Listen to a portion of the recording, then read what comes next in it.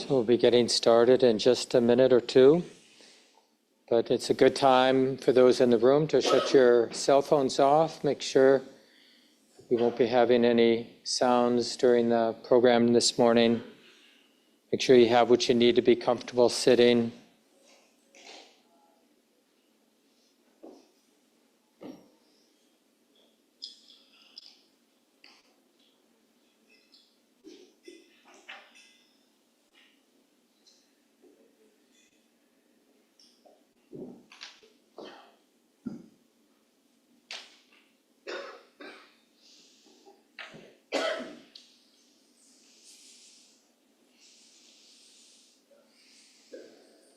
And even though there's a lot of activity as people get settled, mostly it's a transition time where we're seeing if it's safe to be present with our experience of the body, the quality of our mind and heart. Sometimes I think of it as those times when we're about to go swimming in a lake or something, and we step in, right, and we give ourselves a little time, okay? Up to the ankle is okay. Take a couple more steps into the lake. And it can be that way because unfortunately we live at some distance from the way it is, from the present moment. And so just to see, is it safe to relax into a more open, receptive way of being right now, and to manifest some actual curiosity, like how's the heart? What's the quality of my heart now? What's it feeling? Numb, warm, hard, tight? Can I be with this? How's the body? Even when we have encouraged the body to release unnecessary tension, I'm sure you've noticed that tension remains in certain places. Can that be okay? That the body is tight in the way that it's tight? Or do we need to actually defend ourselves? So this process of settling in, it's not a small thing. It's really a rich part of our practice.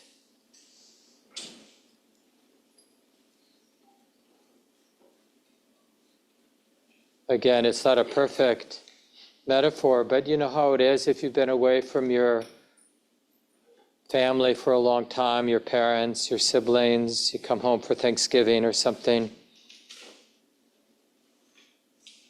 You know, we're in denial of so much, like, oh, this is my family? And yeah, it is.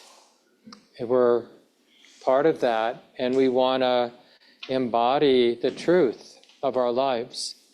And of course, the truth of our lives is right here. It's like this. Or you can add honey, it's like this.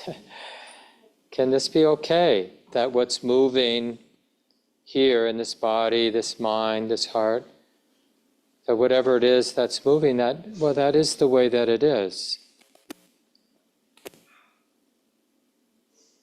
And I can choose, just through the force of habit to be neurotically resistant or controlling, wanting to fix my experience. Or I can explore the possibility of relaxation and acceptance, allowing whatever's here to reveal itself, like to choose to be curious from that place of humility, like, well, what is it to open? What is it to receive what's moving now in this moment, in this body, heart, mind, undefended?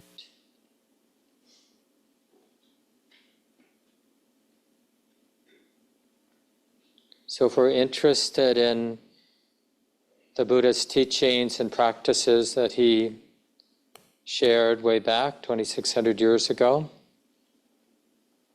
then that means we're willing to be a student of our own experience, moment by moment. And any moment will do, like this moment is perfectly fine as a moment to manifest some humility and curiosity, exploring what it might mean to be open and receptive, and to find a way, it takes some learning, but to find a way to sustain this quality of being open, receptive,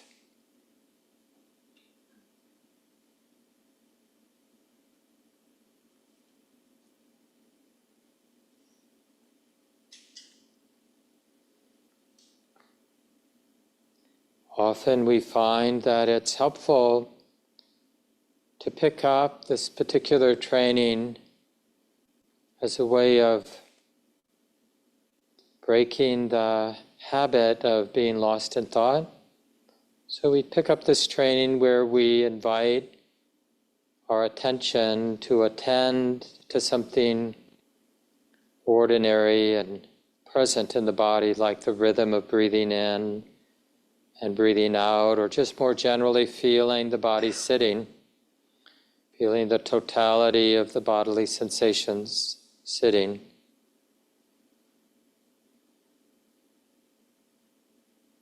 So the training is to learn how to be interested in what's ordinary, to demonstrate an actual interest.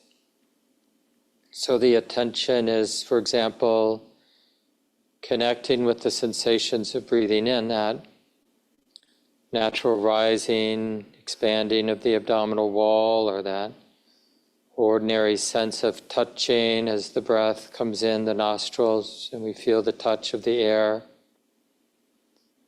And then the touch of the air as the breath goes out, or the abdominal wall falling, coming in with the exhalation.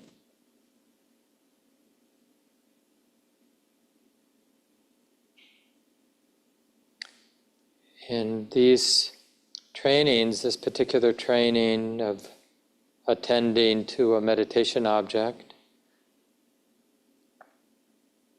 creates the context for the mind to drop its fascination, its addictive fascination with our thoughts. Because instead we're just observing, intimate with the breathing in, breathing out, or intimate with the sensations of sitting, the totality of the bodily experience sitting.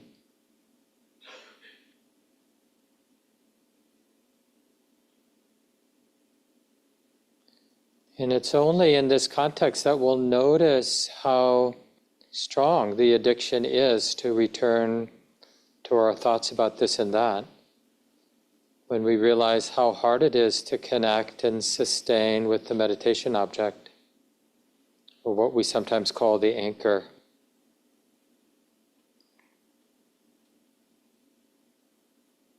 And it doesn't help to get tight about being with the breath or being with the body. What helps is to learn how to be interested in what's simple and ordinary. To be able to track the physicality of breathing in from the beginning of the in-breath all the way to the end of the in-breath. And to notice that little gap, and then the beginning of the out-breath, and sustaining that simple interest all the way until the end of the out-breath. Can we keep the breathing process in mind without needing to control it or manage it, just to receive it as a present moment phenomena?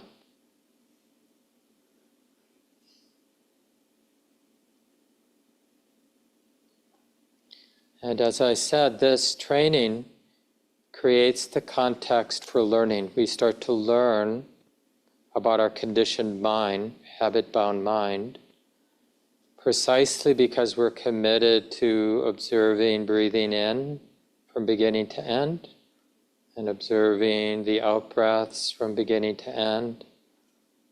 Or some of you may be just using the whole body awareness instead of the breath. That's fine. But it's the same practice. Curious about what interrupts that continuity with our chosen meditation object.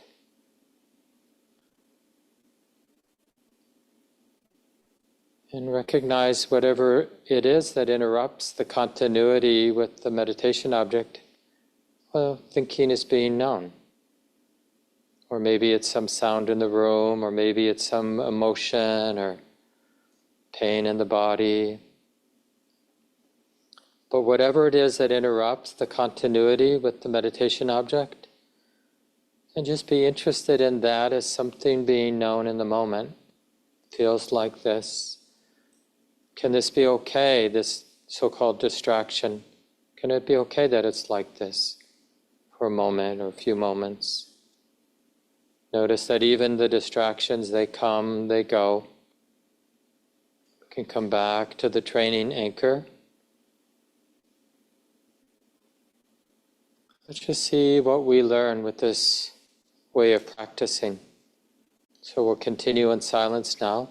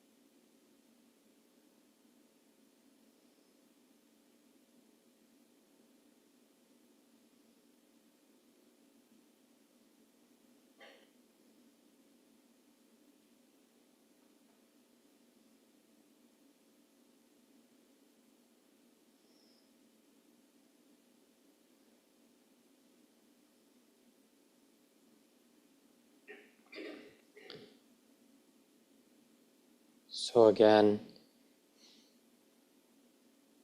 we're using a training anchor, an exclusive object of meditation, like being with the breath, being with the body, can even be being with hearing,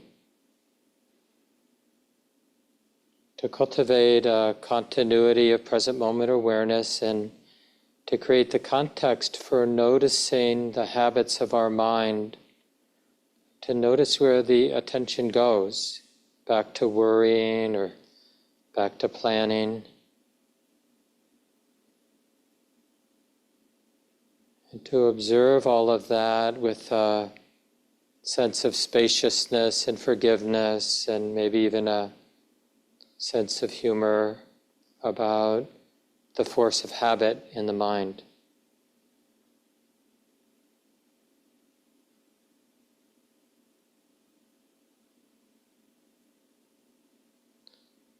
And over time we'll learn to cultivate a taste for what is simple and empty of so much stress, the stress of wanting and not wanting. We'll learn to be content, being aware of breathing in and breathing out, or being aware of the bodily sensations of sitting.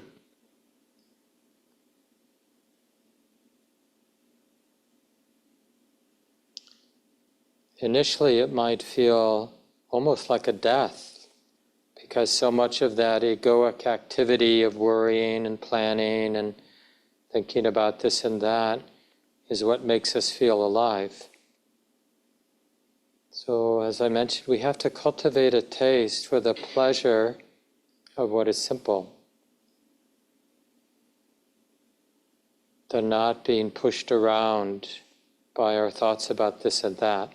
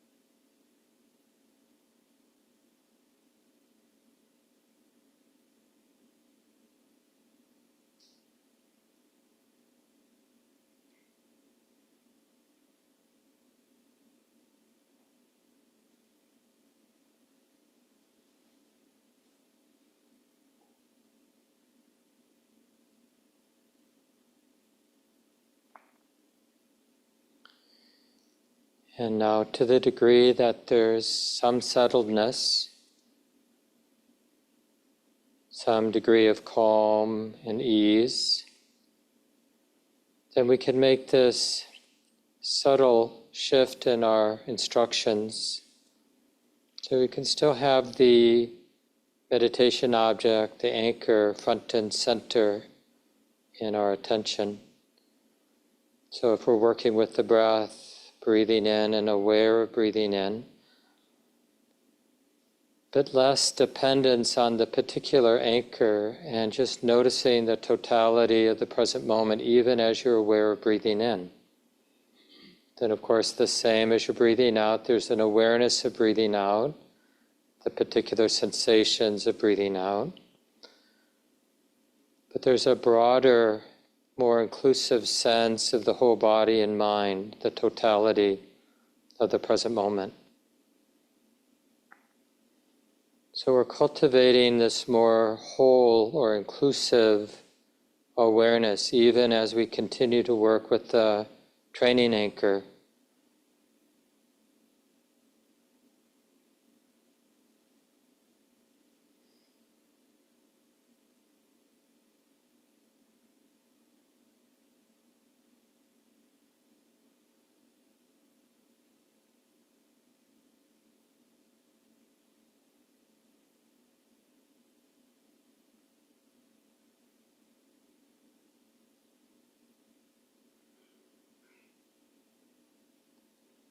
And what we're demonstrating with this more open or inclusive way of practicing is a non-fear about what's happening in the body and mind at this time. It's almost as if we're sensing a big yes as we breathe in, sensing, feeling everything as it is, and a big yes as we exhale. This is how it is now. Can this be okay? So not in conflict with anything. And if there is resistance or struggle, then including that too with awareness. Oh yeah, struggling is like this. Fear is like this.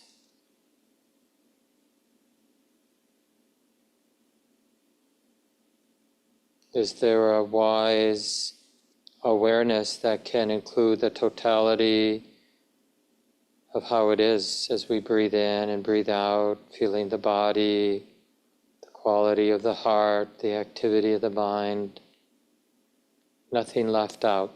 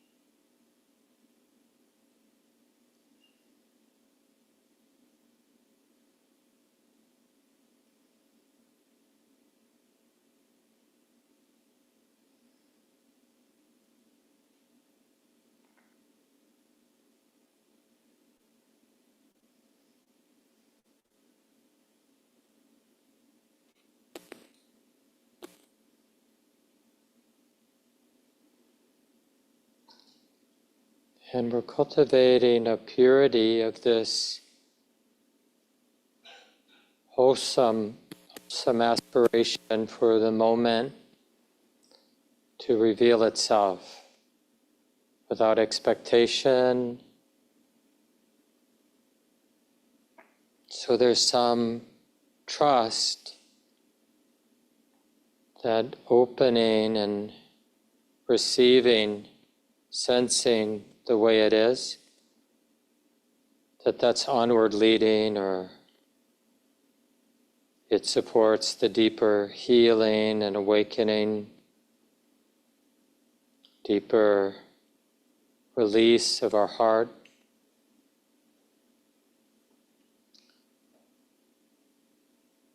And all of this depends on learning how to open and receive. So we're not looking for some particular truth, like looking to see how everything's impermanent. Instead, we're just receiving. In a way, we're just allowing reality to have its impact on the sensitive heart. The nature of sensation, the nature of thoughts, the nature of emotion, sound and sight, the nature of our mood and attitudes that come and go.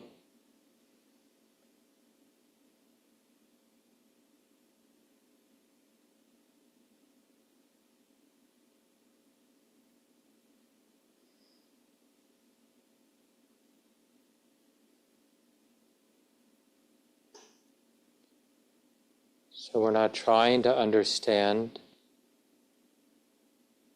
We're interested instead in being open, humble and curious, unafraid to feel what we're feeling, to sense what's coming and going.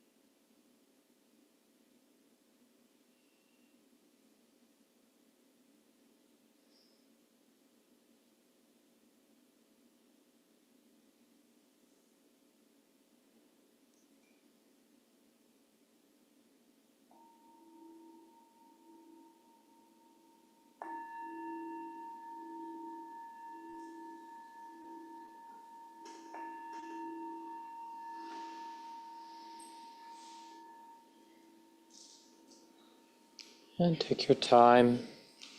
Be aware of moving and stretching, what that feels like. Adjust your posture if you'd like.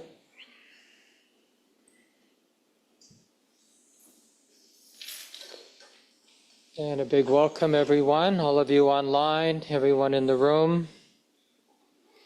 Glad you made it today here in Minnesota, where we got a little snow last night. For those of you online, out of town. And as I mentioned last week, I wanted to continue talking about a very important teaching from the Buddha and the Buddhist tradition on sometimes called the three marks of existence or the three characteristics of existence. And it's important to remember that we need teachings on how to use teachings, because they can definitely be misused. And this is especially true with the teachings on the three characteristics, because when we, and many of you have been hearing this for years, when we hear that the Buddha said that everything comes and goes, everything's impermanent, insubstantial, ephemeral, everything is not able to provide, every experience isn't able to provide satisfaction, so it's dukkha. and everything's impersonal, right? If you have a mind like mine, it grabs onto those ideas, right? Because I feel safer if I have something to believe in. Okay, it's all impermanent, it's all dukkha, it's all unsatisfactory, and it's not personal. And you can see how that the mind could kind of really get into a stinky place with those beliefs. Like, and then we start to project them on other people. You know, you see somebody taking something personal and you go, the finger wag, you know, don't you know that everything's impersonal? You know, it's just going to change. You know, oh, you're suffering. Yeah, you're attached. Yeah, dukkha, that's how it is. It's not a very compassionate way to be in the world. And so there is this sort of, shadow, I guess you could call it, to practice. And it's, it's there everywhere in life. It isn't exclusive to Buddhism. But this is sort of maybe a Buddhist version of that shadow, that spiritual bypass or shadow, where we go right to believing something instead of, it's a process, right? And the process is about getting interested in the way it is. What kind of qualities of heart do I need so I can manifest a real interest, right? I need humility. Like if I think I already know, I'm not going to open, I'm not going to be curious. There's that famous story in the Zen Buddhist tradition of the teacher pouring tea in a cup that's already full, right? And the student goes, what are you doing? It's already full. And the teacher uses that, well, yeah, like your mind is already full, right? You're not going to learn anything, right? It's just going to spill over.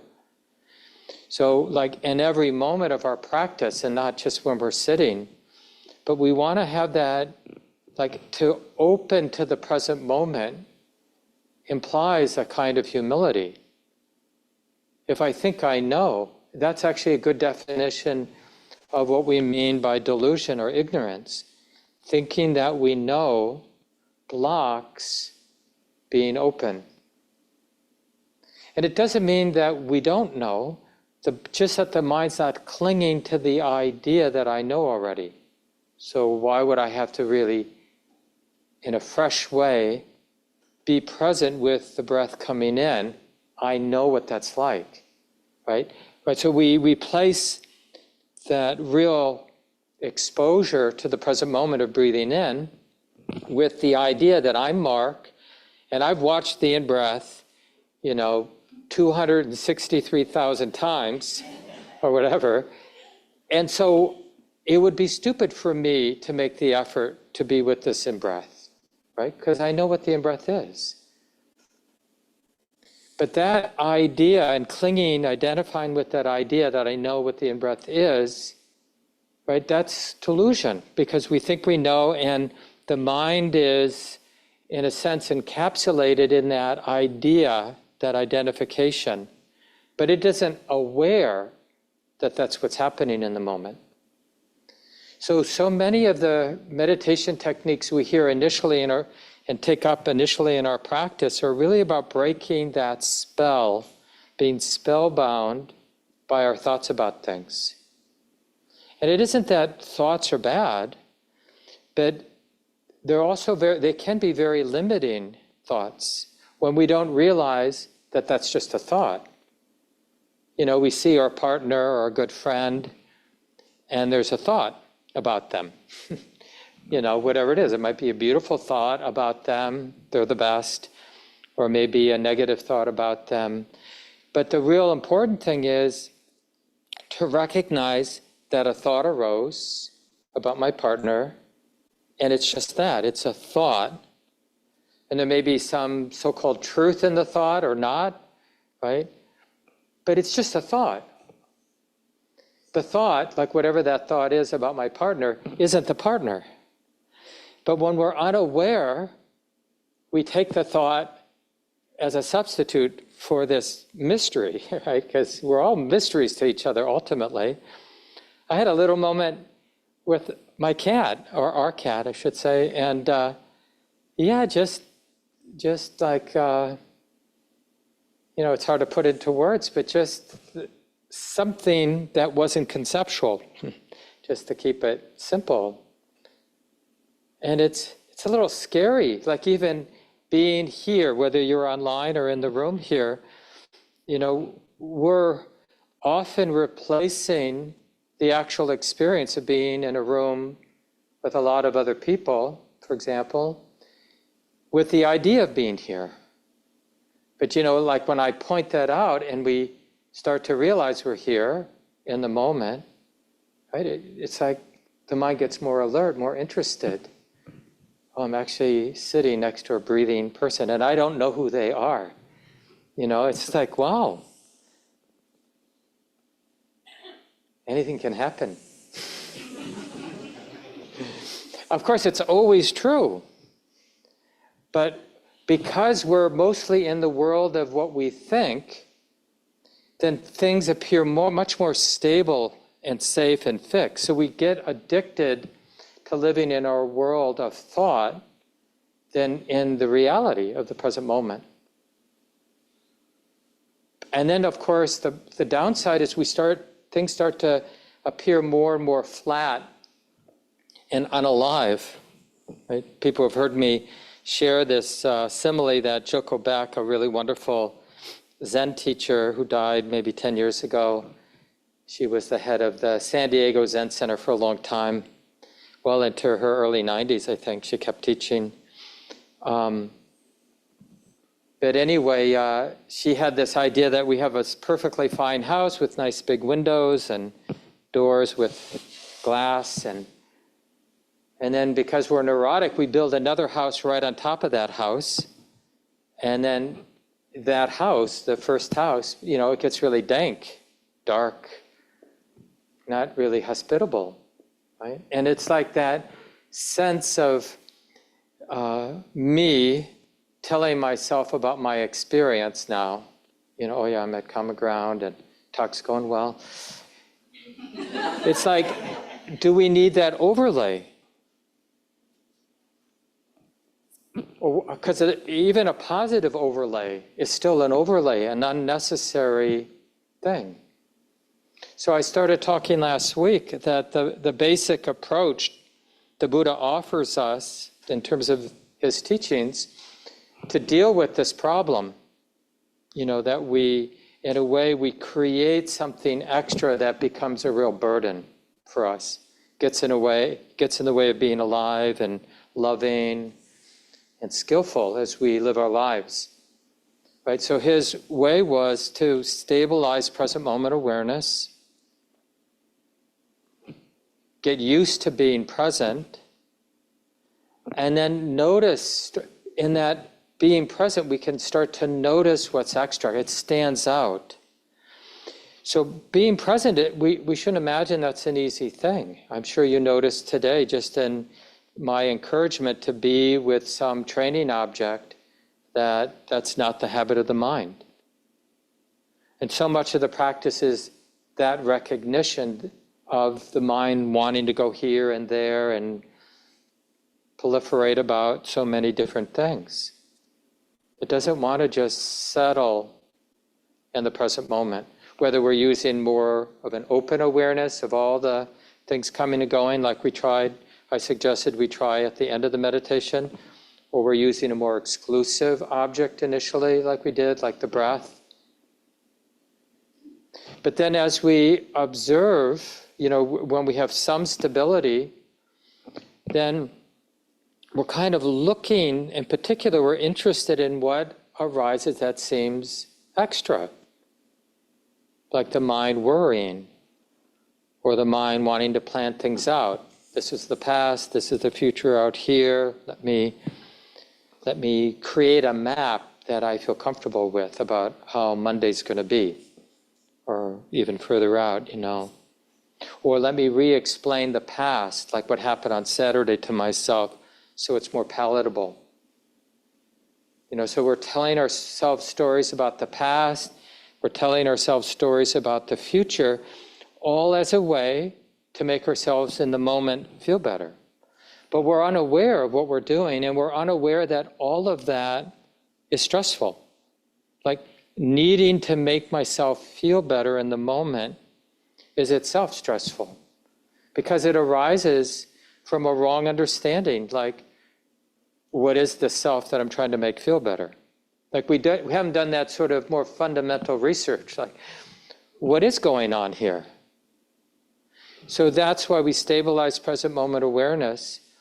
And then all these conditioned patterns in the mind, we start to observe them. We really want them to reveal themselves.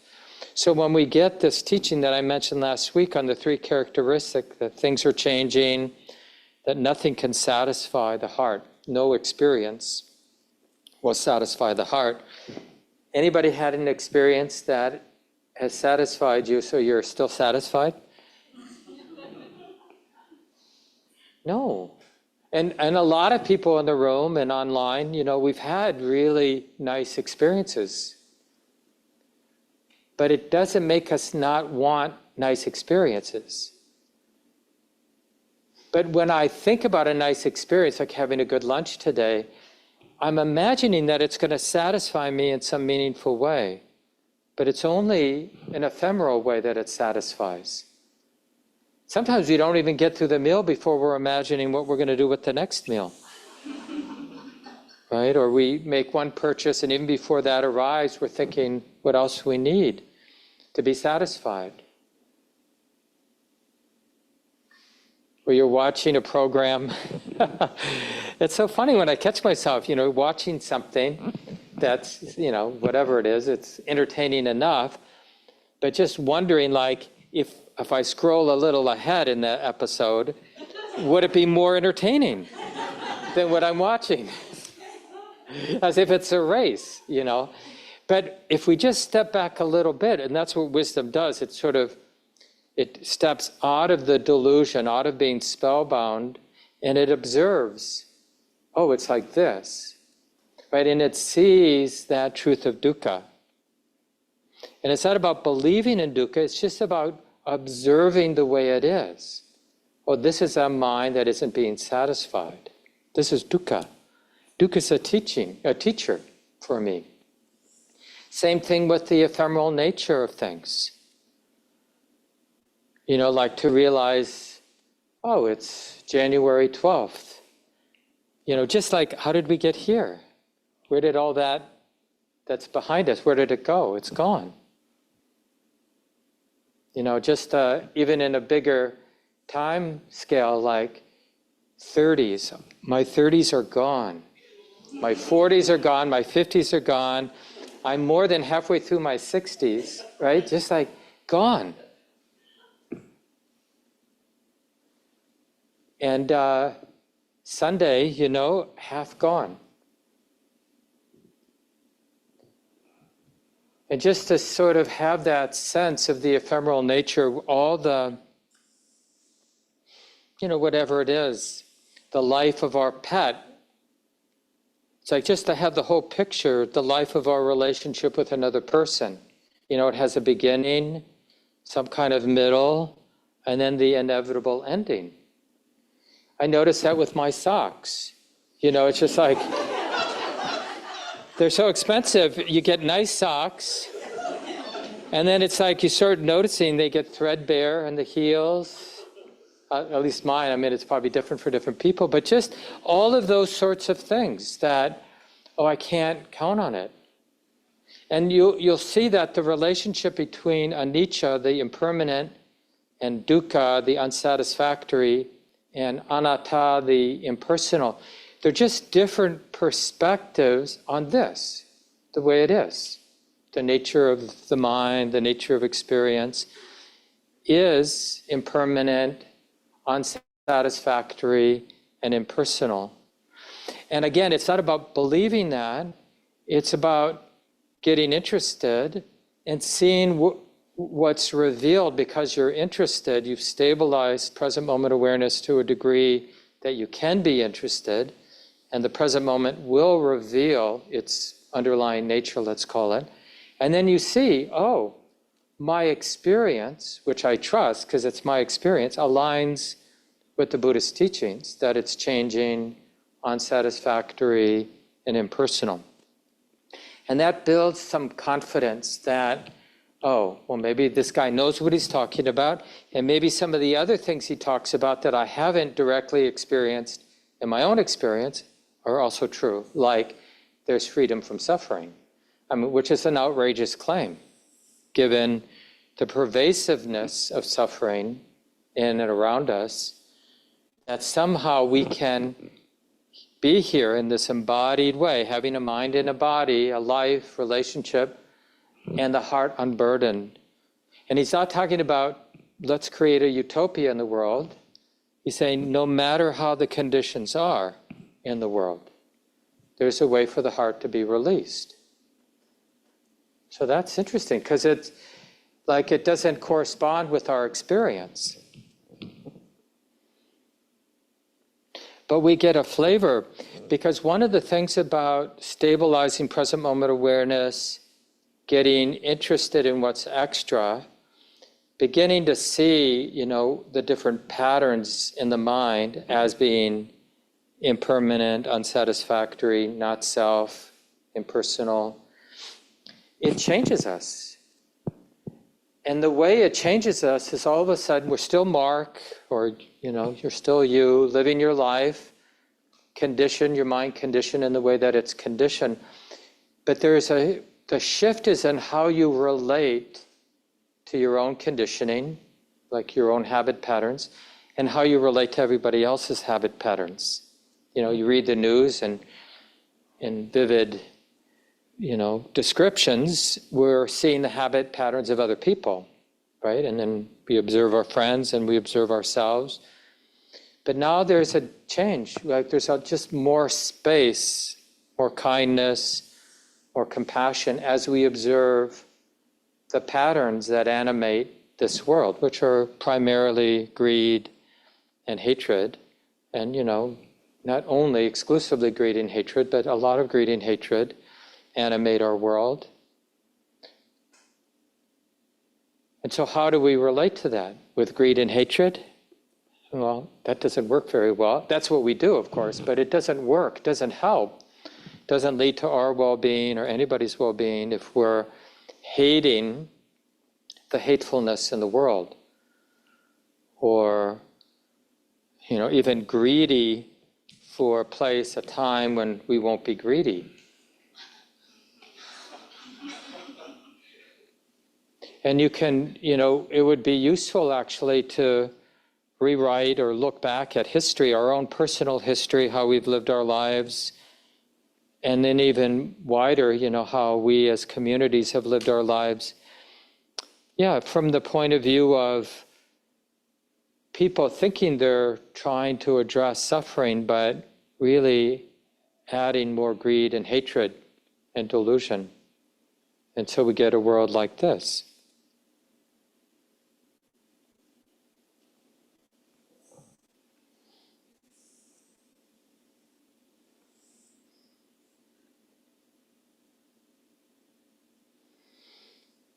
So imagine if every morning when we get up, in a way for us that really has that respectful, sincere, heartfelt connection, we remember that the missing ingredient, like whatever it is that's off in our life, whatever it is that's in the way of the release, the happiness that may be available for this heart, it's just a matter of not having cultivated a relationship with our teacher.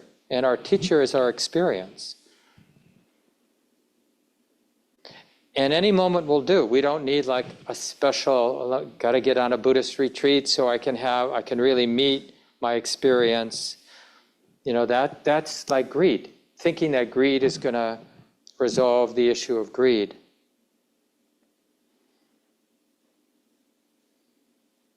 So you can make that, I would encourage you to, in your own words, in your own way, to make that resolve, like whatever I can learn from being present, may I learn. At the end of today, at the end of Sunday, at the end of Monday, at the end of Tuesday, may I see something, learn something, wake up to something that I haven't seen as clearly before. May there be a little bit more wisdom at the end of the day than there was at the beginning of the day. And it's not something that you or I are going to cognitively figure out, because that's often the off-ramp. And it's totally, we need to be forgiving. It's just the way we've been conditioned, that the resolution of what might feel like a problem in my life will get resolved by thinking it through. I mean, we can use thought to encourage ourselves to be present. So you don't want to reject thought, right? We're using thought right now, of course. Thinking or thoughts or words that inspire the heart to be present, you could call skillful thoughts. And thoughts, words that lead the mind to just proliferate would be unskillful, unhelpful thoughts. Because the missing ingredient is connecting this process of being present. Right? And that's something we can check out for ourselves, because if we do the initial work to stabilize present moment awareness and even to understand what it is to be present, as opposed to being lost in our thoughts about being present, then you'll get your own experience of how impactful even a few moments of being present is. Oh, this is how it is.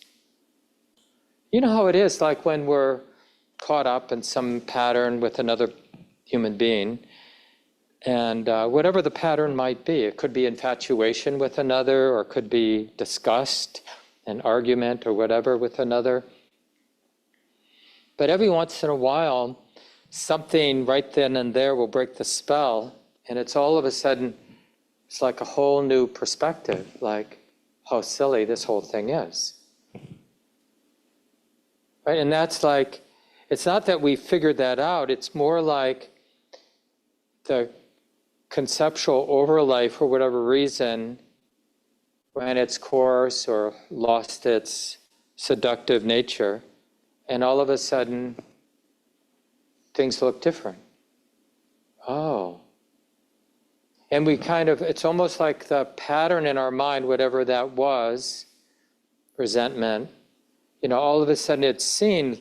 When we're inside the resentment, when we're identified with it, it appears one way. When it's just seen as an emotional, psychological pattern in the mind, it loses its seductiveness. It's kind of like when we watch a child tantruming or just really being upset for some reason, and there can be a lot of space, even if that child is really close to us, like they're our own kid or whatever. But it's like we're not spellbound by their emotional display. We know, oh yeah. I mean, it's not that we're cold or we don't care about their suffering, but the story isn't compelling to us because we see the delusion, like how their mind is manipulating the facts to feed the drama. We see in real life, in real time, how delusion works. We see it with our friends, but it's more obvious with a little child when they're just acting out for whatever reason. Well, that's what we do. And what we lack is that perspective. Oh, this is the mind that is really upset. And what is the nature of that mind that's really upset? It's unfolding that upset mind. And built into the unfolding is wanting to fuel the drama. Whatever the drama might be, there's part of the drama is wanting to keep the drama alive until you can't. It's a little bit like what I was saying earlier about watching a program, a movie. And let's say it's not the best, but it's maybe good enough. But at some point, right, the production values are just not high enough, right, to maintain the mind's interest. And you can almost catch your mind trying. You don't want to let go of it, because the mind is somewhat dependent on, listen, I'm counting on you to entertain me.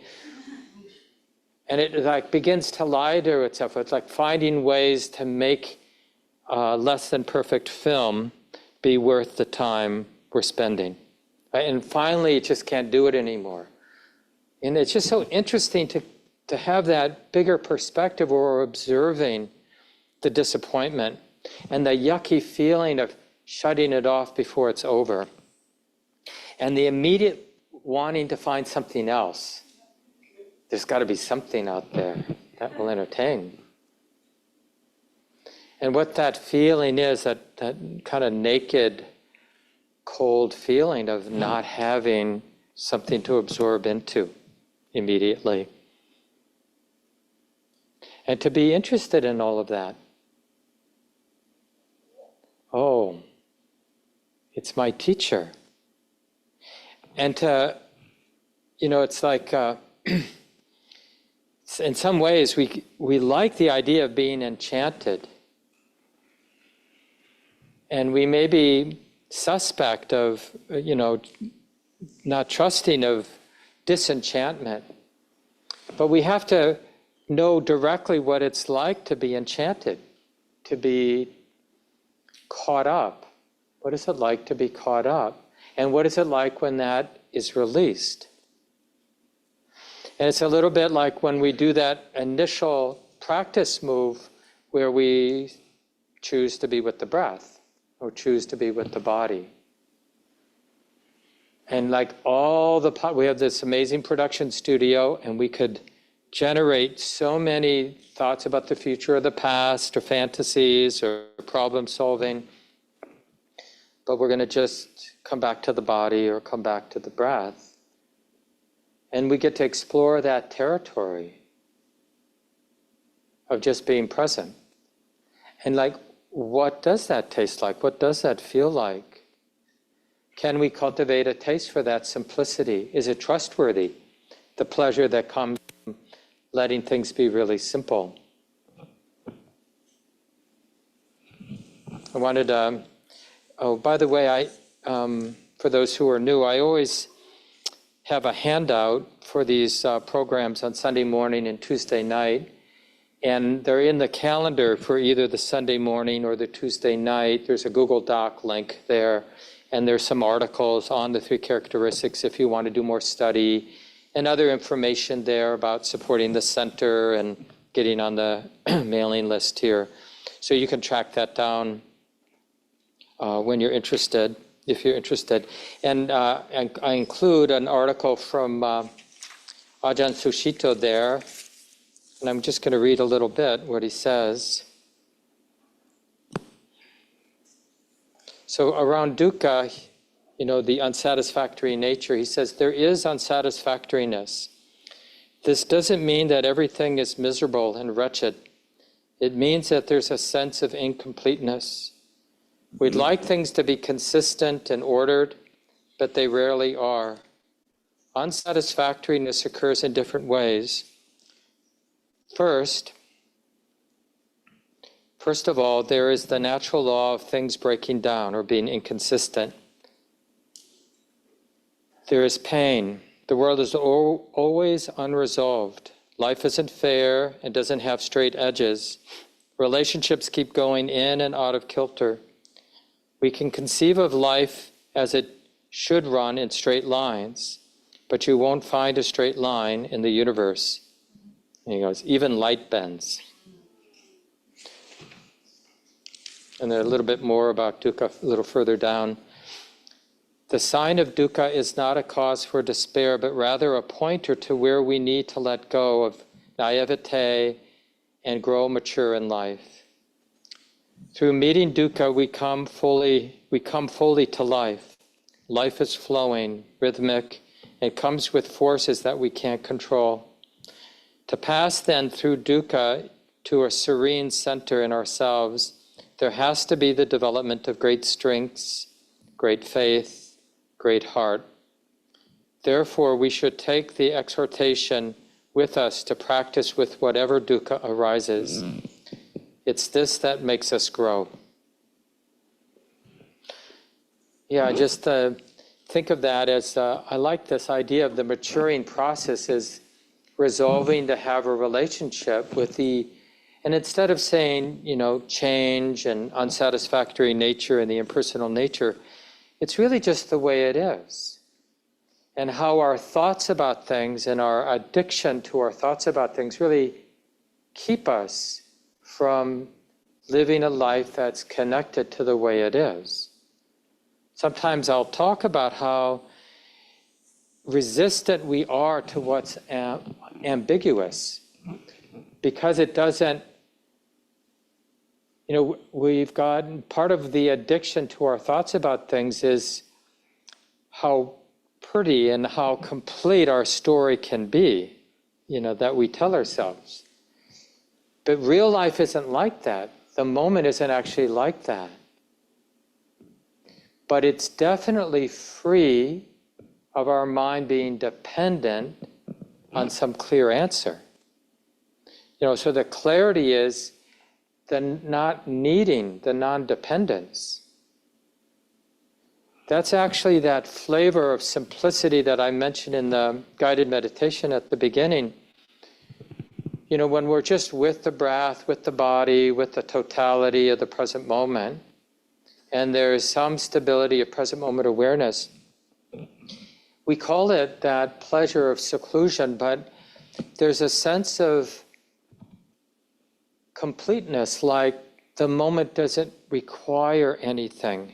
I mean, the words are never going to be great here, but this is an actual experience that can be tasted. It's subtle, but it's quite impactful. But you have to be interested in what's there, that's subtle, when you're settled. And you could even call that a contentedness, but it's not a contentedness because of what you have. It's a contentedness because being the one who needs has been dropped, put aside temporarily, probably initially, right? And we're realizing a different way, like being content with what is versus being discontent with what is. And you can check even now, if we just relax even a little, does our mind, does our heart have to pick up discontentment right now? We could. I could imagine so many ways that I think my life would be better. Whatever it is. If only the house were clean, or I've got to change the insides of one of our toilets because it just doesn't shut off. If only somebody did that for me. So we have so many of those little and bigger examples. But I don't have to pay attention. I could pay attention to the possibility of contentment right now and ease. So I'll leave it here. I see the kids are here, but I'll just mention a couple of things coming up. This coming weekend, Meg Brandelin will be teaching Friday, Saturday, and Sunday. She's a palliative care doctor down at Mayo Clinic and has been teaching at the center off and on over the years since she went to medical school here at the U of M. And Meg is going to be talking about befriending death. Friday night is more of a personal talk of her own learning, both as a professional, a doctor in this area of practice, but also from her personal life. Then Saturday, I'll join Meg and we'll do a workshop on the Buddhist teachings on working with death. And then Sunday afternoon, Meg is doing a more pragmatic workshop on just preparing for the dying process and just some functional things everybody can do just to ease our way because it's part of our lives. So all of these, you can just sign up online, go to the public calendar. And then the following Saturday, let's see, Madhuri, Jen, and I are going to be doing a workshop on the Buddhist teachings on spiritual friendship. And that's 9:30 to 4, whatever that Saturday is, maybe the 25th. Great. And there's many other programs coming up, but those two come to mind. And we're going to let the children come in. And you can pass. I'm going to say goodbye to those of you online. And maybe you could make Lucy the host. And Lucy, you could divide people online into small groups. people here, you can stay for optional small groups after the children sing to us.